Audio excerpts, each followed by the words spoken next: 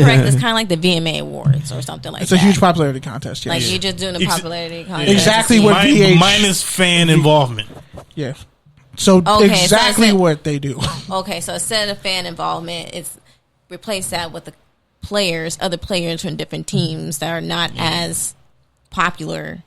Yeah, I mean, all players have the ability to vote on it, but majority of them that don't vote. The ones that care vote. Yes, the ones that it's care like vote. Mad ratings. Yeah. Wait, Barkley passed Zeke? I don't know about Barkley's that. better than Zeke. He's a better pure athlete. I don't agree with that. Bro, you're just hating on Saquon Barkley. You've been hating on Saquon Barkley. You have more agree with that. Saquon Barkley hate than you did Todd Gurley hate. I don't agree with that. Bro, he hated Saquon Barkley. Why? I did not hate Saquon Barkley because he's not. I like physical runners. I like Zeke. Not like Zeke. He's not a physical runner. You didn't see Not the like Rose Zeke. Bowl against USC. Not like Zeke, bro. Did you not see every game Saquon Barkley played in college? Yeah, and I've seen him fall 3 yards short of where he should have been. I've seen him not reach out for a first down. Him to show I've seen him bounce out of bounds. I want him to say this to his face. I've seen him bounce out of bounds. That's how you stay alive. Okay, first off, he's not Franco Harris, so don't be disrespectful. That's how it is. Zeke doesn't do that. But wait, my next question is: how does Zeke runs over people, bro? How does this list affect the players? No, it doesn't. Gurley's at 5. It is a media concoction. One thing about the season Gurley had. It's ways to negotiate popularity. So it's like the way the Mad ratings when negotiations and contract come up. It's like, here's my Q rating. Here's where my peers think of me. I like how we're having two different conversations. Yeah, I'm like, wait, trying to make sure I'm. You're good. Not Listen to focused. Yeah, I'm trying to focus. Listen to Future. Go ahead. I mean, you know, but don't listen free to bands, Future. free bands, because Future will. Yeah, so dirty Sprite. All right, so this has nothing to do with, like, say, because they already released Madden, right? So it has nothing. It's not going to affect Madden ratings, or it's not going to affect two different people. It might. I mean, no, I know they're two different people, but I'm saying, like, does this list affect, like, on the? It doesn't affect them. No. Yeah, but okay, also so this list is just a list. This is something for the NFL Network to create a visual content during the summer, during training camp. Okay, this list is purely for a TV show.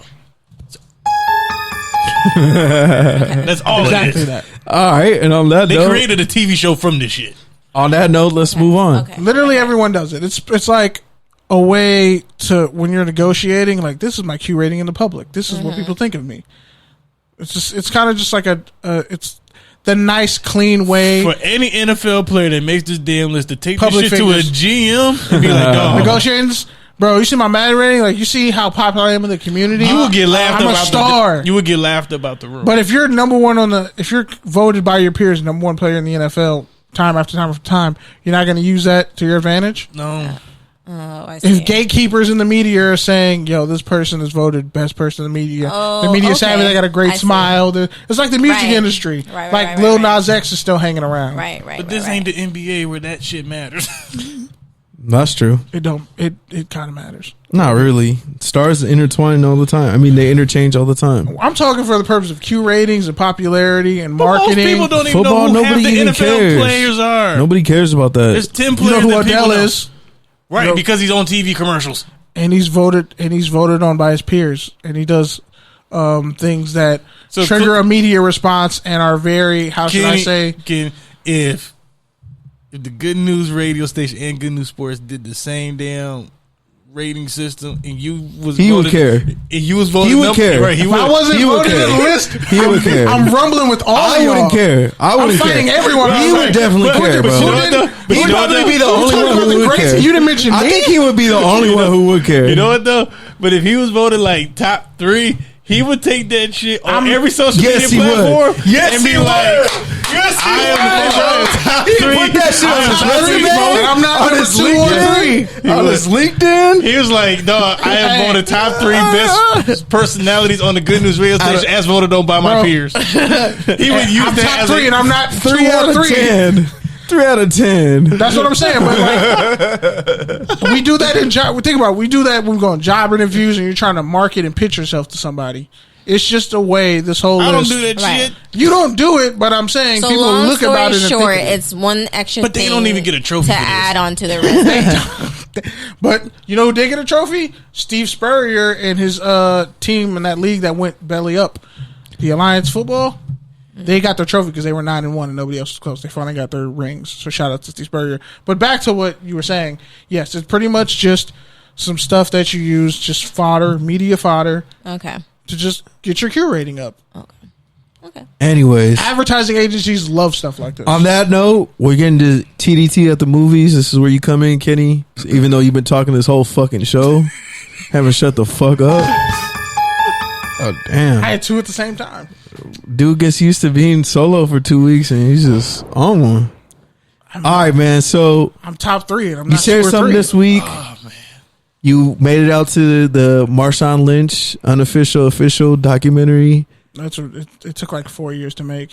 I'm actually probably gonna drop my review either tomorrow or Saturday because I don't want this game. So are you preempting this? We're moving on. Stay tuned. Tune in. Is it worth watching? I'm not gonna tell you everything, but I will say this: it's definitely 100% worth watching. Mina Kimes was there from ESPN. The Q&A was which really we'll get good. to later. It was in Lumiere. It's like if you're in NoHo, I went to the Federal right after and got the greatest mac and cheese of my life. I would not get mac and cheese from there. On a Monday, dog, I would chicken not bacon get mac and cheese. there, bro. I'll walk across the street to Big Wings and get a nice plate of wings. Bro, things were closed. I had to go to the Federal. The North Big Wings was definitely open. I probably didn't check. I don't know. But anyway, did you say Big Wings? I know. Big Wings? Hey, when it comes to the South Bay, I listen to you. When it comes to NoHo, when it comes to the Valley and adjacent areas, just listen to me. So you don't want to claim NoHo as the Valley? I see it. NoHo's not That's the the Valley. gateway. It is the It's Valley. the gateway to the Valley, bro. Nah, it's The one-on-one. The Orange Line is right there. By the way, rest in peace to it's that not the dude who Valley. got killed at the Orange Line. It's Hollywood. It's NoHo. You called it NoHo though. You didn't say Hollywood. See what I mean? NoHo's Hollywood. No, it's not. It's NoHo. It's On North the Hollywood. other side of the hill. It's NoHo, But it's bro. Hollywood. North Hollywood's right there. It's NoHo. Dog. It's a Jewish So neighborhood it's down NoHo the is street. cleaner than Hollywood. So is It's not West the same. Hollywood No, Hollywood, or no. West Hollywood's West the West side? This West is what I Hollywood is the consider whole the thing. Valley. Once you get to the 170, Let's go. Nah. then or if you NoHo is the 170. So that's the Valley. It spills out. It's the Valley, but it's Valley adjacent. It's Valley Valley. adjacent. Whatever. It connects you from the Valley to not the inner city, but like Hollywood. Okay, back to the point. Is the movie worth watching? incredibly. It was a great documentary. It's like it started with kind of young Marshawn Lynch. Shout out. All the media clips. Like I'm gonna just full disclosure. He said, and this will be in the review. David Shields, director. He's wrote a bunch of books on athletes and the media and how they're perceived and diversity and race. And he's wrote a couple of different books on this.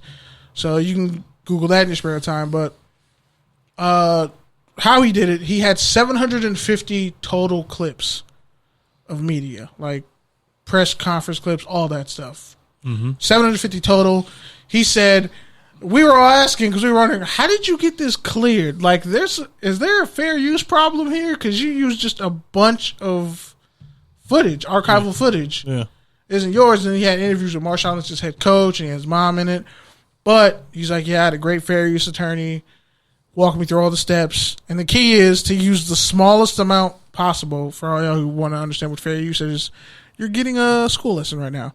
So use the smallest amount of clip possible that you actually need. Could hit the bell. That is true. So use the smallest amount of clip as possible, piece it together. There was a lot of juxtaposition. There was a lot of great film techniques in there. And it's like this, I would show this to high school kids and like college kids to show them what mass communications really is. And also I think the movie, the speed of it, fits people in our age demographic. Young people will latch on quickly. Like I remember all these clips. I remember playing Madden for years, and when this person got drafted, I was all over this. There was so much that I could relate to, and the fact that is a real. It was a really great representation of Oakland. Okay. And the type of person Marshawn Lynch is, and not only that, the type of people who come out of Oakland and the history of Oakland, and pretty much the basis of the documentary was how he used his silence as a form of protest. And people forget that he was silent way before Kaepernick. Yeah, he was sitting on the then they bench. showed how like his silence was used as a political slant, where really he's just like he's a dude from Oakland, and there's a lot of historical background there. There was like footage from, Cal when they were having all the uprising and protests in Cal Berkeley in the 70s and all that. The Black Panthers, a lot. Like there's a lot of racially heavy stuff in there, and I think we all need to see it and process it and understand like.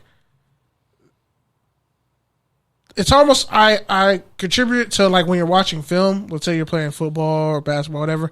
You're watching film. You're seeing yourself out there, or you're seeing you through the eyes of someone else, and you can see all the flaws. You can almost see where it's heading before it gets there, and the questions that you have, and all that. And it's kind of weird in that way, where it's like I feel like I'm in this, but I'm not. Like this isn't my story.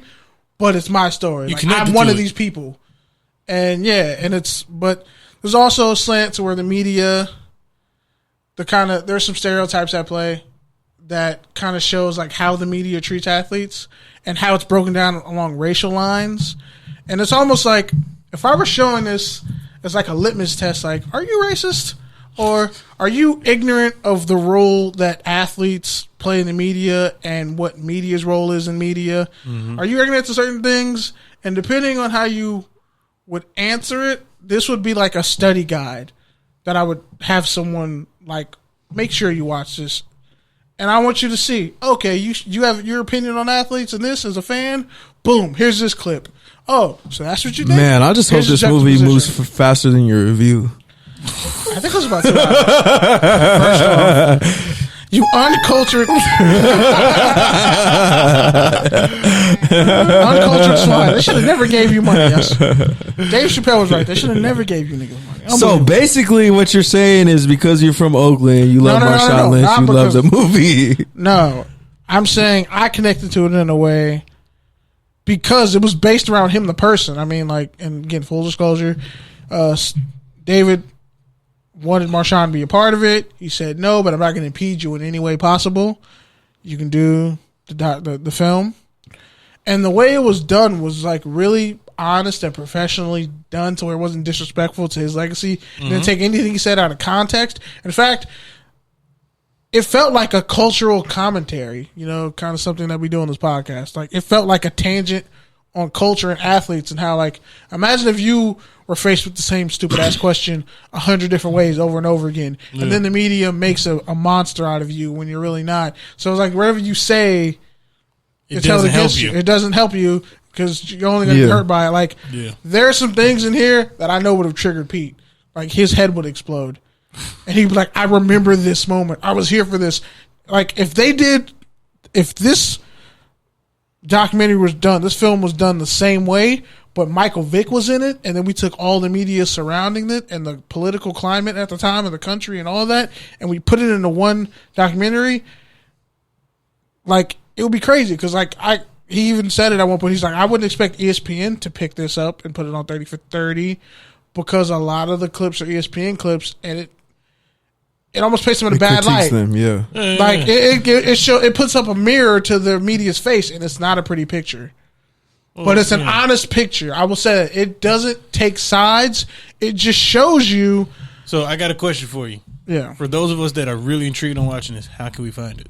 You can find it on Vimeo. You can find it on iTunes. Is it on Amazon Prime? It's on Amazon. Oh, okay. I'll check it out then. It's called Lynch, A History. Okay. Danny Glover of Lethal Weapon helped finance it. Was the director. Is he from Oakland? Mm-hmm. Or not from Oakland, but he lives there, and he's always like around. Like he's like random because like my grandma used to always like run into him or like that's cool. in the street and stuff. So he films a lot of and like this took 4 years to make. Like there was times I'm gonna try to get David to come on too because he's with it. Like but Mina Kimes, she brought up a really good point. There is a part of the documentary. There's parts of it where you're watching it and you're like, it feels like it's painting the media as the bad guys, but they kind of are. But then it's almost like we kind of provided some context in the answers that she gave, and then it's like a rational thinking person can see this and be like, I feel for both